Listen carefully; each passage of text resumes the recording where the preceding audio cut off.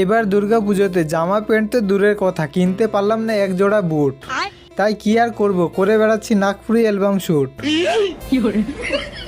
ভাবছিলাম এবার পুজোতে ঘুরবো গার্লফ্রেন্ডের সাথে, কিন্তু মনে পড়লো এ বাবা আমার কি গার্লফ্রেন্ড আছে? তো ঘোরাঘুরি পরে হবে, এখন বলছি আমরা যাচ্ছি কোথায়। তো ট্রেন ধরবো আমরা দৌলতপুরে, কারণ যাব আমরা গঙ্গরামপুরে। আর আমাদের ট্রেন ছিল সকালে মানে 8টার দিকে। আর আমরা যাচ্ছি 4 জন, ডিরেক্টর ও ক্যামেরাম্যান অচিন্ত ওরাও আমার মামা হবে, আর আমার কাকাতো বোন মল্লিকা ওরাও, আর সাথে আছে আমার একটা মাসি মুস্কান ওরাও।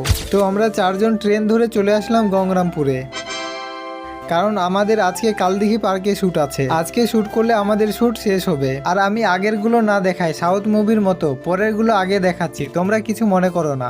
তো গঙ্গরামপুরে ঠাকুর দেখতে দেখতে চলে আসলাম আমরা গঙ্গরামপুর কালদিঘি পার্কে। তারপর ভালো জায়গা দেখে নাচ প্র্যাকটিস করে যখনই শ্যুট করতে যাব তখনই দেখি ক্যামেরাতে ডিস্টার্ব দিয়ে দিল।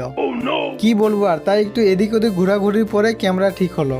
তারপর শ্যুট করে হাঁটা দিলাম তপনের উদ্দেশ্যে, কারণ তপন দিঘি পার্কের ধারে শ্যুট আছে। তোমাদের তো একটা কথা বলেইনি, এই নাগপুরি অ্যালবামটা আমাদের না, সুব্রত ওরান অফিসিয়ালের। এই অ্যালবাম বা ভিডিওটা সুব্রত ওরান অফিসিয়াল ইউটিউব চ্যানেলে দেখতে পারবে। আর আমরা কালদিঘি পার্ক থেকে বাস স্ট্যান্ডের দিকে হেঁটে হেঁটে যাচ্ছিলাম ঠাকুর দেখতে দেখতে। তখন একটা দাদার সাথে দেখা হলো, দাদাটা আমাকে চিনতে পেরেছে, আমার নাকি ভিডিও দেখে। তার থেকে বড় কথা, দাদাটা অনেক বড় মনের মানুষ। তাড়াহুড়োর জন্য দাদার পা ধরে প্রণাম করতে ভুলে গেছি। সত্যি 2 মিনিট কথা বলে বুঝতে পারলাম দাদাটা কত ভালো। আর দাদার হয়তো জলের ব্যবসা আছে, সেটা না হয় পরে তোমাদের ভালো করে বলবো।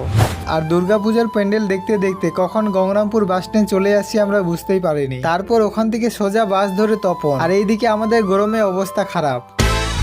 তারপর তপনের শ্যুট কমপ্লিট করতে রাত হয়ে গেল, আর ক্যামেরাম্যান চলে গেল বাড়ি, কারণ তার বাড়ি তপন থানার মধ্যেই। আর আমরা ছিলাম তপন SBI ব্যাংকের কাছে একটা পিসির বাড়িতে, 3 জন, বোন, মাসি আর আমি।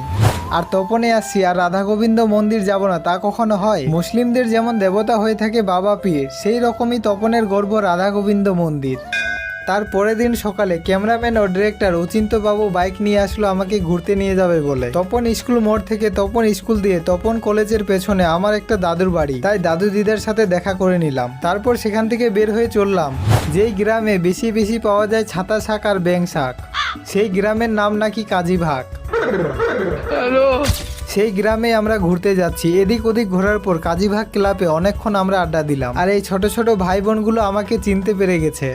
তারপর কাজীভাগ পার করে বিনগর গ্রামে গেলাম ফুটবল খেলা দেখতে। খেলা হচ্ছে কাজীভাগ ভার্সেস বিনগর। ওদের খেলা দেখে আমার অল্প খেলতে ইচ্ছা করলো, তাই খেললাম কাজীভাগ হয়ে। আর আমি ফুটবল খেলতে অল্প অল্প পারি। আর আমরা বিকেলে ট্রেন ধরে চলে আসলাম বাড়ি।